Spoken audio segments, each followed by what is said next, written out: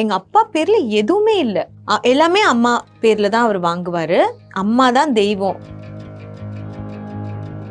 நான் நண்டு குழம்பு வச்சா அப்பாவுக்கு பிடிக்கும். இதை தவிர வேற யாரு சமையலையும் பெருசா பாராட்டவே மாட்டார். அம்மா சமையல் தான் ரொம்ப பிடிக்கும். எங்க போனாலும் அம்மா சமையல் சாப்பிட வந்துருவாரு.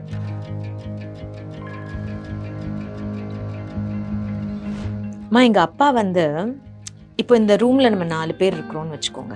இப்போ எல்லாரும் சாப்பிட போறோம்.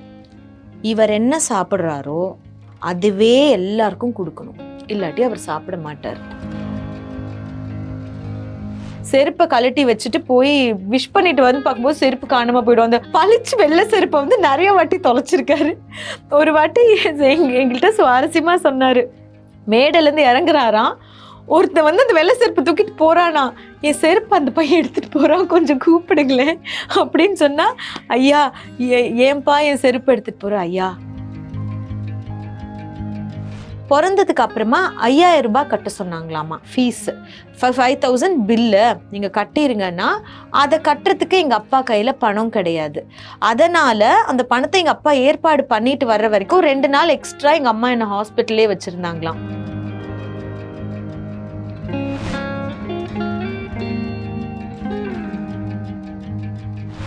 அம்மாவை பத்தி நம்ம சொல்லியாகணும். அப்பாவுக்கு ஒரு பிக் சப்போர்ட்டா இவ்வளோ வருஷமா அம்மா கூட இருந்திருக்காங்க. அவங்க ரிலேஷன்ஷிப் எப்படி இருக்கும்? அவரே சொல்லியிருக்காரு, என்னோட நான் எல்லாம் சொத்து எல்லாமே அவ பேர்ல தான் இருக்குங்கிற மாதிரி சொல்லியிருக்காங்க. ஸோ அவங்க ரிலேஷன்ஷிப் உண்மையா சொன்னா நம்ப மாட்டீங்க, எங்க அப்பா பேர்ல எதுவுமே இல்லை. எல்லாமே அம்மா பேர்ல தான் அவர் வாங்குவாரு. அம்மா தான் தெய்வம் அப்படின்னு சொல்லுவாரு. அம்மாவும் அவர் என்ன கேட்டாலும் உடனே இன்ஸ்டன்டா கிடைக்கும். இன்ஸ்டன்டா இது செஞ்சு கொடு, அது செஞ்சு கொடு, அது செஞ்சு கொடு. அம்மா வந்து ஒரு ஃபுல் டைம் 100% ஹவுஸ் ஒய்ஃப்னா அது எங்க அம்மாவை தான் நான் சொல்லணும். She's lived all her life for அப்பா. அப்பாக்காக தான் அவங்க வாழ்க்கையே, அப்பாக்காக தான். அப்பாவோட ஹெல்த்தை பார்த்துக்கணும், அப்பாவோட ட்ரெஸ் அப்பாவுக்கு ட்ரெஸ் கூட அம்மா தான் எடுத்து வைக்கணும். இந்த ட்ரெஸ் அப்படின்னு எடுத்து வைக்கணும், பொட்டு சைடில் வச்சிடணும். அதுக்கப்புறமா மாத்திரை இந்த மாத்திரைன்னு எடுத்து வைக்கணும். அவர் என்ன மாத்திரை சாப்பிட்றாருன்னு கூட அவருக்கு தெரியாது. அம்மா எடுத்து வைக்கிற மாத்திரையை அப்படியே எடுத்து சாப்பிடுவாரு. அவர் அம்மா சமைச்சா தான் அவருக்கு பிடிக்கும். எங்க வீட்டுல குக்கே கிடையாது, இப்போ வரைக்கும் கிடையாது. வேற யாரு சமைச்சாலும் அப்பாவுக்கு பிடிக்காது. அம்மா சமையல், அதை தவிர நான் நண்டு குழம்பு வச்சா அப்பாவுக்கு பிடிக்கும். இதை தவிர வேற யாரு சமையலையும் பெருசா பாராட்டவே மாட்டார். அம்மா சமையல் தான் ரொம்ப பிடிக்கும். எங்க போனாலும் அம்மா சமையல் சாப்பிட வந்துருவாரு. ஊருக்கு போனாலும் அம்மா இல்லாம எங்கேயும் போக மாட்டார். எல்லா ஊருக்கும் அம்மாவை கூட்டிட்டு போவாரு. அண்ட் கல்யாணத்துக்குலாம் போகும்போது இப்போ இருக்கிற ஜெனரேஷன்லாம் நான் பாக்குறேம்மா, கல்யாணத்துக்கு போனா அந்த ஹஸ்பண்ட் தனியா போறாரு, ஒய்ஃப் அவங்க ஃப்ரெண்ட்ஸுக்கு தனியா போறாங்க. ஆனா எங்க அம்மா அப்பா அந்த காலத்து ஆளுங்கல்ல, எந்த கல்யாண வீட்டுல நாங்க போகணுமா இருந்தாலும், யார் வந்து பத்திரிக்கை வச்சாலும் அப்பா, அம்மா, நான், தம்பி அவங்களெல்லாம் எங்களுக்கு தெரியுமோ தெரியாதோ நாங்கெல்லாம் ட்ரெஸ் பண்ணிட்டு சமத்தா போகணும். போய் போட்டோக்கு நின்றுட்டு வரணும். எல்லா கல்யாணத்துக்கும் நாங்க குடும்பத்தோட போவோம், எல்லார் வீட்டு ஃபங்க்ஷனுக்கும். இப்போ அதை யாரும் பண்றதே இல்லை.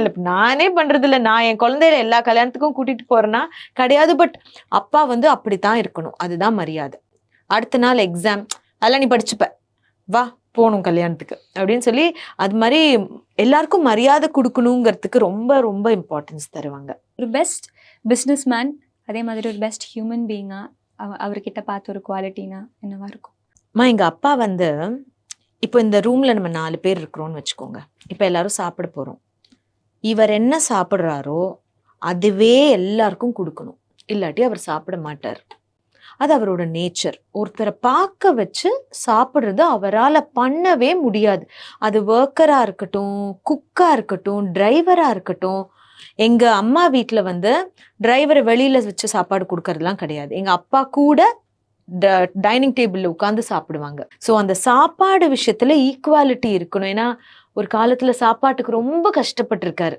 அந்த ஒருவேளை மீல்ஸுக்கு வந்து அவ்வளோ கஷ்டப்பட்டிருக்காரு. அதனால எல்லாருக்கும் சாப்பாடு ஒரே மாதிரி இருக்கணும், எல்லாரும் தன்னோட உட்கார்ந்து சாப்பிடணும் அப்படிங்கிறதுல அவர் வந்து தட்ஸ் ஹிஸ் பாலிசி அப்படின்னே சொல்லலாம். அப்புறம் யாரா இருந்தாலும் டக்குன்னு தோள் மேல கை போட்டு பேசுவார்.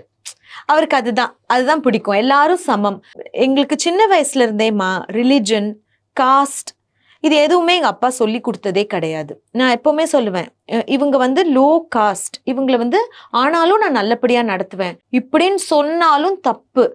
நீ எதுக்கு அவங்கள லோ காஸ்ட்ன்னு சொல்ற? உனக்கு அந்த தாட் வர்றதே தப்பு இல்ல, எல்லாரும் ஒண்ணுதான். எல்லாரும் ஒரே மாதிரி தான், எல்லா மதங்களும் ஒண்ணுதான். இப்போ ஒரு எக்ஸாம்பிளுக்கு சொல்றேன்.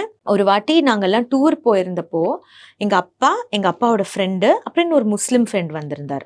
அந்த முஸ்லிம் ஃப்ரெண்டு சொன்னாரு, நான் இந்த சாப்பாடு சாப்பிட மாட்டேன், இது வந்து ஹலாலா இல்லையான்னு தெரியல அப்படின்னு சொன்னார்.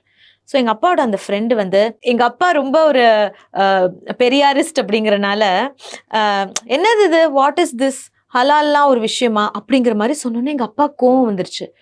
அவர் அதை நம்புறாரு. உனக்கு பிடிக்கலன்னா நீ ஃபாலோ பண்ணாத, அவருக்கு பிடிக்குது, அவர் அதை ஃபாலோ பண்றாரு, அதை ரெஸ்பெக்ட் பண்ணணும். ஸோ இல்ல அப்படின்னு பொதுப்படையா சொல்றது கிடையாது. அவங்க எதை ஃபாலோ பண்றாங்களோ அதை ரெஸ்பெக்ட் பண்ணக்கூடிய ஒரு நபரா தான் எப்பவுமே இருந்தார். அதே மாதிரி அவருக்கு இருந்த ஒரு கேரக்டர் என்கிட்டயும் இருக்கு, நான் அதை மெயின்டைன் பண்ணி கொண்டு வரேன், அப்படி ஏதாச்சும் ஒன்று இருக்கா? அவர் வந்து என்னோட நான் தமிழ் ஸ்கூல்ல படிக்கல, என்ன ஹிந்தி தான் படிக்க வச்சார் அப்பா. இங்கிலீஷ் ஹிந்தி, ஏன்னா இன்னொரு லாங்குவேஜ் தெரியணும், நீ டெல்லி வரைக்கும் போய் ஷைன் ஆகணும் அப்படின்னு ஹிந்தி படிக்க வச்சாரு. என் தமிழ் மொத்தமா எங்க அப்பா கிட்ட இருந்து வந்த தமிழ் தான். அந்த அளவுக்கு அழகான தமிழ் எனக்கு இருக்காங்கிறது எனக்கு தெரியாது. ஆனா எனக்கு தமிழ் கத்து கொடுத்த ஆசான் என்னோட அப்பா தான். இதை தவிர அவரை மாதிரியே இழுத்து போட்டு எல்லா வேலையுமே பார்க்கறதும் நான் செய்வேன். Extremely workaholic. நானும் சரி, என் தம்பியும் சரி, அந்த விஷயத்துல எங்க அப்பா மாதிரி. ஒரு நாள் லீவ் எடுத்தோன்றது கிடையாது. எங்கேயாவது லீவ் போனாலும், ஒரு படத்துக்கு போனாலும் வேலை மைண்ட்ல ஓடிக்கிட்டே இருக்கும், அந்த வேலையை பார்த்து முடிக்கணும். ஸோ அந்த வேலை பார்க்கணும், உழைக்கணும், பெருசா வரணும், வாழ்க்கையில முன்னேறணும், வேஸ்ட் ஆக்கிடக்கூடாது, நம்மளால நிறைய பேருக்கு ஒரு நல்லது நடக்கணும், லாபம் கிடைக்கணும் அப்படிங்கிறது வந்து முழுமையா அப்பா கிட்ட இருந்து வந்தது. அதே மாதிரி மதர் தெரேசாவை அவர் மீட் பண்ணியிருந்தாரு இல்லையா, அதுக்கப்புறம் அவர் இந்த நகை எல்லாமே கழட்டி வச்சுட்டாரு. ஸோ நீங்க இருந்தீங்களா அந்த சமயத்துல? நான் ரொம்ப குட்டி பிள்ளைமா, ஆனா அப்பா எனக்கு ஞாபகம் இருக்கு, அப்பா வந்து நகை போட்டிருப்பாங்க, ஒரு ருத்ராட்ச மாலை போட்டிருப்பாங்க, ஒரு ஸ்படிக மாலை போட்டிருப்பாங்க. பெரிய ரிலீஜியஸ் ஆள் கிடையாது, அதெல்லாம் ஸ்டைலா இருக்குன்னு போட்டிருப்பாங்க.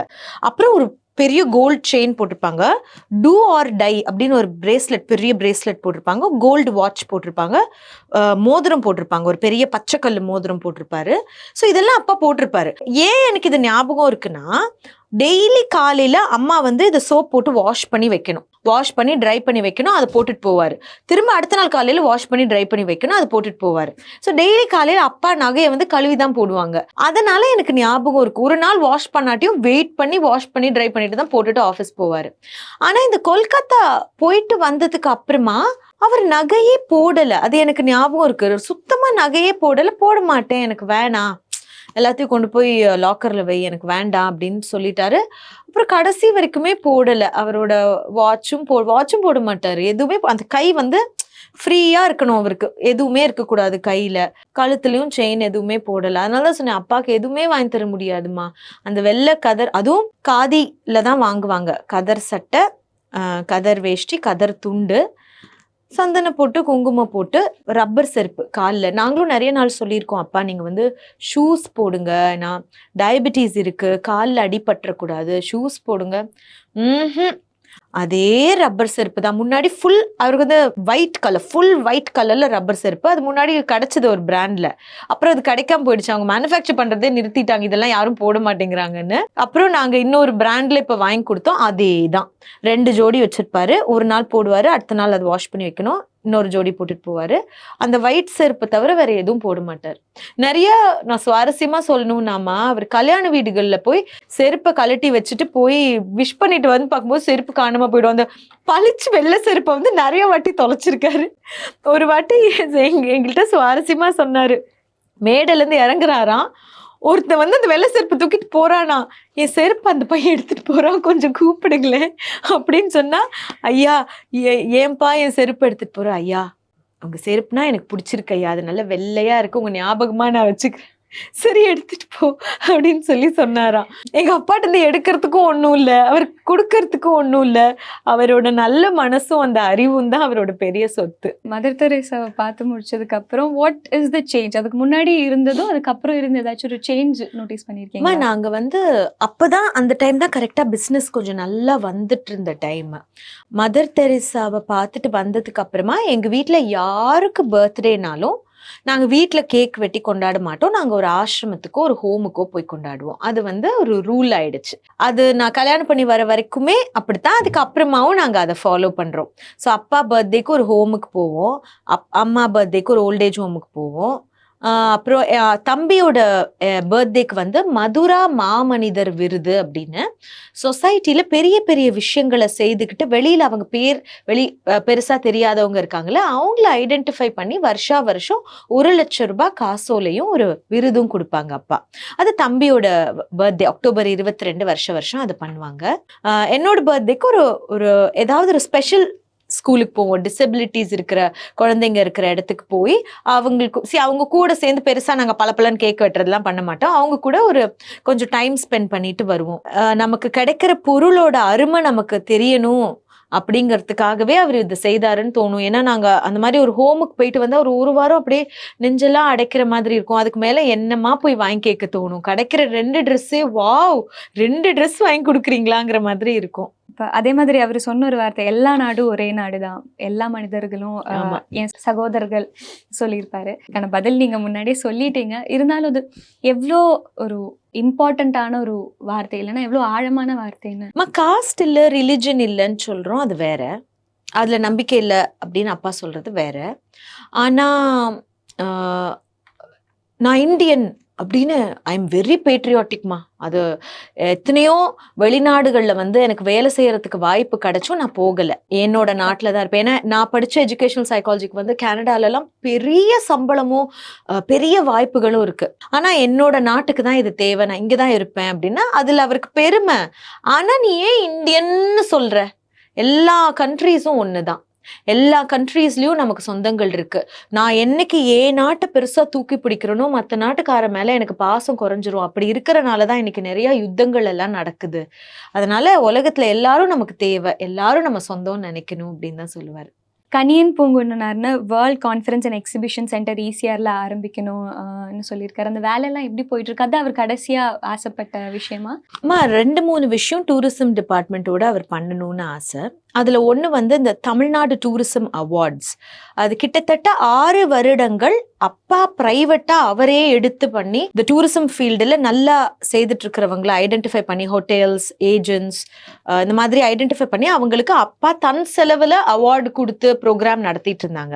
ஸோ இதை ஒரு ப்ரப்போசலா கவர்மெண்ட்டுக்கு கொடுத்து இதை நீங்க தயவு செஞ்சு பண்ணுங்க, அப்ப டூரிசம் நல்லா வளரும் அப்படின்னு சொன்னனால போன வருஷத்துல இருந்து இந்த கவர்மெண்ட் எடுத்து பண்றாங்க. இந்த வருஷம் கூட இந்த 20th நவம்பருக்கு முன்னாடி இந்த ப்ரோக்ராம் கிராண்டா நடந்தது. ஸோ அது அப்பாவோட ஒரு விஷன் தான். அது கவர்மெண்ட் இப்ப பண்ணிட்டு இருக்கிறாங்க. ஈசிஆர்ல இருக்கிற நிறைய ட்ரஸ்ட்க்கு எம்டி ஸ்பேசஸ் நிறைய ஈசிஆர்ல இருக்கு. ஸோ அங்க வந்து ஒரு பெரிய கன்வென்ஷன் சென்டர் கணியன் பூங்குன்றனார் பேர்ல ஆரம்பிக்கணும் அப்படிங்கிறது வந்து அப்பாவோட ஆசை. ஸோ அந்த ப்ரப்போசலும் கவர்மெண்ட்டுக்கு கொடுத்திருந்தாங்க. பட் கவர்மெண்ட் சொன்னாங்க ஆல்ரெடி ஒரு கன்வென்ஷன் சென்டருக்கான வேலைகள் இப்ப நடந்துகிட்டு இருக்கு. ஸோ அது ஆல்மோஸ்ட் அந்த கனவு நிறைவேறின மாதிரி தான் என் கணக்குக்கு.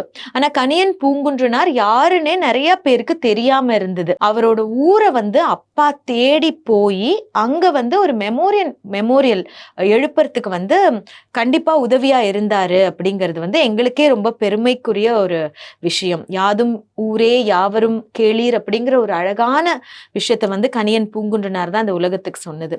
ஸோ அவர் யாருன்னே தெரியாம இருக்கும்போது அப்பா வந்து அவரை தேடி போனது, அவர் ஊரை தேடி போனது, அங்க ஒரு மெமோரியல் அமைக்கணும்னு நினைச்சதே வந்து எனக்கு தெரிஞ்சு அவரோட கனவு அங்கேயும் நிறைவேறி இருக்கு அப்படின்னு தான் நான் நினைக்கிறேன். அவர் பேசின நிறைய வீடியோஸ் பார்த்துருக்கேன். அவர் பேசியிருக்கிறது ஒரு பேட்டியில சொல்லியிருந்தாரு, நான் என் மகளை கொல்ல பார்த்தேன், பட் இப்போ அவ டாக்டர் சரண்யா ஜெயக்குமாரா இருக்கா. ரொம்ப பெருமையா பேசியிருந்தாரு. What do you feel? எனக்கு தெரியலம்மா, அப்பா நிறைய இன்டர்வியூஸ்ல அது சொல்லியிருக்காங்க. ஒரு காலத்துல வந்து அம்மாக்கும் அப்பாக்கும் கல்யாணம் ஆனது வெரி லேட் மேரேஜ். அப்பாவுக்கு கிட்டத்தட்ட நான் நினைக்கிறேன் 33 வயசு கல்யாணம் ஆகும்போது. 33 வயசு கல்யாணம் ஆகும்போதே அம்மா வந்து பிரெக்னெண்டா இருக்கும்போது அம்மாவுமே ஏஜ்டு, அந்த கணக்குக்கு வந்து ஏஜ்டு. அப்போ கிட்டத்தட்ட 30 வயசு அப்படிங்கிறப்போ டாக்டர்ஸ் வந்து இந்த குழந்தைய வந்து நீங்க அபார்ட் பண்ணிட்டீங்கன்னா அப்புறம் குழந்தை கிடைக்கிறது கஷ்டமா இருக்கும் அப்படின்னா, நான் இப்போ நிறைய சைல்ட் ரைட்ஸோட ஒர்க் பண்றதுனால நான் என்ன நினைக்கிறேன், இவ்வளோ ப்ரெஷியஸா லேட் கல்யாணம் நடந்தாலும் நேச்சுரலா கன்சீவ் ஆன ஒரு குழந்தைய அழிக்கணும்னு நினைக்கிற அளவுக்கு ஒரு வறுமை எங்க அப்பாவுக்கு இருந்திருக்கு. ஆனா அதுக்கு அப்புறமா எத்தனையோ பேரோட டெலிவரிக்கு எங்க அப்பா வந்து காசு கொடுத்தாரு. எத்தனையோ பேரோட பிரெக்னன்சி கேருக்கு வந்து எங்க அப்பா காசு கொடுத்து ஹெல்ப் பண்ணாரு. எனக்கு அது ஒரு ரொம்ப பெரிய பெருமை அப்படின்னு தான் நான் நினைக்கிறேன். அப்படி ஒரு வறுமையில இருந்து ஒருத்தர் இவ்வளவு பெருசா வளர்ந்தாரு அப்படிங்கிறது அவர் நல்லது செய்யணும்னு நினைச்சிருக்காரு. அண்ட் அப்பா நல்லது செய்யணும்னு நினைக்கிற ஒரு விஷயத்துக்கு பின்னாலேயும் அவர் எக்ஸ்பீரியன்ஸ் பண்ண கஷ்டம் இருக்கு. அவருக்கு படிப்பு கிடைக்கல, படிப்பு கொடுத்தாரு. அவருக்கு வந்து குட்டி குட்டி பிசினஸ் ஸ்டார்ட் பண்றதுக்கு யாரும் அப்ப காசு கொடுக்கல. ஆனா அவர் நிறைய ஸ்டார்ட் அப்க்கு வந்து ஃபண்ட் பண்ணியிருக்காரு, காசு கொடுத்துருக்காரு. நிறைய லேடிஸ்க்கு வந்து டியூரிங் டெலிவரி அவங்களோட எக்ஸ்பென்சஸ்க்கு ஹெல்ப் பண்ணியிருக்காரு. அது மட்டும் இல்லம்மா, நான் டியூரிங் பிரெக்னன்சி எங்க அம்மாவோட பிரெக்னன்சி வேற. ஆனா இசபெல் ஹாஸ்பிட்டல்ல 87ல நான் பிறந்ததுக்கு அப்புறமா சி செக்ஷன் பேபி பிறந்ததுக்கு அப்புறமா 5000 ரூபாய் கட்ட சொன்னாங்களாமா ஃபீஸ். 5000 பில்லு நீங்க கட்டிருங்கன்னா அதை கட்டுறதுக்கு எங்க அப்பா கையில பணம் கிடையாது. அதனால அந்த பணத்தை எங்க அப்பா ஏற்பாடு பண்ணிட்டு வர்ற வரைக்கும் 2 நாள் எக்ஸ்ட்ரா எங்க அம்மா என்ன ஹாஸ்பிட்டலே வச்சிருந்தாங்களாம். ஸோ அப்படி இருக்கும் பட்சத்துல அவர் என்கிட்ட எப்பவுமே சொல்றது வந்து, ஒரு தாய் வந்து அவ குழந்தைய வளர்க்கறதுக்கான பணம் அவளுக்கு இருக்கணும். குழந்தையில வந்து பசி பட்டினியோட பாக்குறத விட ஒரு கொடுமை ஒரு தாய்க்கு இருக்கா சொல்லுங்க? அந்த நிலைமை வரக்கூடாது. அது நம்ம நிறைய பேருக்கு உதவணும். வெறும் மீனை கொடுக்க கூடாது, தூண்டில கொடுக்கணும். எங்க ஆபீஸ்ல நிறைய லேடிஸ் வேலை பாக்குறாங்க. எங்க அப்பா ஆபீஸ்ல ரொம்ப படிச்சவங்கள தான் வேலைக்கு வச்சிருப்பேன் அப்படிலாம் கிடையாது. 12th ஸ்டாண்டர்ட் படிச்சிருந்தாலும் எங்க அப்பா வேலை கொடுப்பாரு. டிசபிலிட்டி இருந்தாலும் வேலை கொடுப்பாரு. ஒரு காலத்துல வந்து கிட்டத்தட்ட 4 விஷுவலி சேலஞ்ச்டு ஸ்டாஃப் எங்க கிட்ட இருந்தாங்க. ஸோ அவங்க எல்லா வேலையும் பார்ப்பாங்க. அந்த அளவுக்கு அவங்களை ட்ரெயின் பண்ணி அவங்களுக்கு வேலை கொடுத்தாரு. புகாரி அவர்களும் விகேடி பாலன் சார் அவங்களுக்குள்ள இருக்கிற ரிலேஷன், அந்த மாதிரி ஃப்ரெண்ட்ஷிப் எல்லாமா எங்க போய் பாக்குறதுன்னே எனக்கு சொல்ல தெரியல. அப்பாவுக்கும் புகாரி அங்கிளுக்கும் வந்து கிட்டத்தட்ட 40 வருடங்களுக்கு மேல் இருக்கக்கூடிய நட்பு. MKM குழுமம் திருநெல்வேலியில ரொம்ப பெரிய ஃபேமிலி. அந்த காலத்துல இருந்தே நிறைய பிஸ்னஸஸ் பண்றவங்க. அவங்க வந்து அப்பா இருந்த அதே மேன்ஷன்ல மேல் ஃப்ளோர் ரூம் நம்பர் 10. அப்பா வந்து கீழே அந்த அளவுக்கு நல்ல ரூம் கிடையாது, கிச்சன் பக்கத்துல ஒரு குட்டி ரூம். ஆனா 2 பேரும் ரொம்ப ஃப்ரெண்ட்ஸ். ரொம்ப ஃப்ரெண்ட்ஸ்னா எங்க அப்பாவுக்கு அவர் நிறைய நாட்கள் சாப்பாடு வாங்கி கொடுத்துருக்கிறாரு, ட்ரெஸ் வாங்கி கொடுத்துருக்கிறாரு. அப்பாவுக்கு ஒரு பெரிய மாரல் சப்போர்ட்டா இருந்திருக்கிறாரு. அப்பாவுக்கு பொண்ணு தேடினது வரைக்கும் புகாரி அங்கிள் பண்ணியிருக்காரு. பட் இது எல்லா ஃப்ரெண்ட்ஸும் பண்றது தான். ஆனா யாருனே தெரியாத ஒரு காலகட்டம் இருந்தப்போ கூட எங்க அப்பா மயங்கி விழுந்த நிலையில ரூம்ல இருந்தப்போ புகாரி அங்கிளும் அவரோட பிரதர்ஸும் தான் எங்க அப்பாவை கொண்டு போய் ஹாஸ்பிட்டல் அட்மிட் பண்ணி ஹெவி ஜாண்டிஸ்ல யாரு எங்க இருக்காருன்னே தெரியாம எங்க அப்பா மயங்கி கிடந்திருக்காரு. அப்ப ஜாண்டிஸ்ல இருந்தவர் அவர் தான் கூட்டிட்டு போய் செலவு பண்ணி காப்பாத்தினாரு. அதுக்கு வந்து நாங்க வாழ்க்கை ஃபுல்லா அவருக்கு நன்றி கடன் பட்டிருக்கோம். இப்போ அப்பாக்கு திருச்செந்தூர்ல வந்து ஒரு மெமோரியல் ரெடி பண்ணியிருக்கோம். அந்த மெமோரியல் கட்டுறதுக்கு எங்களுக்கு ஃபுல் சப்போர்ட் அங்க செய்து கொடுத்ததும் MKM புகாரி அங்கிள் தான். ஸோ ஒரு நண்பன் வந்து உயிரோட இருக்கும் போதும் நான் உதவுவேன், இல்லாதப்பையும் அவனுக்கு என்னெல்லாம் நான் செய்யணுமோ நான் செய்வேன் அப்படின்னு நினைக்கிற மனசு வந்து ரொம்ப பெரிய மனசு. அவரோட வீட்டில் எல்லா ஃபங்க்ஷனுக்குமே நாங்கள் குடும்பத்தோடு போயிருக்கோம். அவங்களோட ரிலிஜன், காஸ்ட் இதெல்லாம் எங்களுக்கு பெருசா எங்களுக்கு அதெல்லாம் என்னன்னே தெரியாது. அவங்க எல்லாமே முஸ்லிம் ஃபேமிலி, நாங்க மட்டும் வித்தியாசமா இருப்போங்க. ஆனா அப்பா எல்லாரோடையும் சொந்தங்களுக்கு மேல அங்க உரிமையா இருப்பாங்க. ஸோ அந்த அளவுக்கு அவங்களும் எங்களுக்கு வந்து ஸ்பேஸ் கொடுத்தாங்க, வேல்யூ ஃபார் தட் ரிலேஷன்ஷிப் கொடுத்தாங்க அப்படின்னு நான் சொல்லணும். அவங்களோட சில்ட்ரன் இப்ப எல்லாருமே அடுத்த ஜெனரேஷனா நாங்க எல்லாருமே ஃப்ரெண்ட்ஸா இருக்கோம். Thank you so much ma'am. இவ்வளோ நேரம் எங்கள் கூட டைம் ஸ்பெண்ட் பண்ணி இவ்வளோ விஷயங்கள் ஷேர் பண்ணது ரொம்ப ரொம்ப கேட்குறதுக்கு நல்லா இருக்கு. நிறைய விஷயங்கள்லாம் கேட்குறதுக்கு. ஸோ தேங்க்யூம்மா. எங்க அப்பா வந்து எனக்கு நிறைய நல்ல நினைவுகளை கொடுத்துருக்காங்க. அந்த நினைவுகள் வந்து என் வாழ்க்கை ஃபுல்லா நான் ஹாப்பியா அதை வந்து செரிஷ் பண்றதுக்கு இந்த மாதிரி சின்ன சின்ன இன்டர்வியூஸும் எனக்கு ஹெல்ப் பண்ணியிருக்கு. Thank you so much. அப்பா இன்னைக்கு இல்லைனாலும் அவரோட வார்த்தைகள் நிறைய பேரோட வாழ்க்கைய மாத்திருக்கு. அப்பாவோட வார்த்தைகளை உங்களை மாதிரி பிரசன்ட் மீடியா தான் எல்லாருக்கும் எடுத்துட்டு போய் சொன்னாங்க. அதுக்காகவும் பெரிய நன்றி.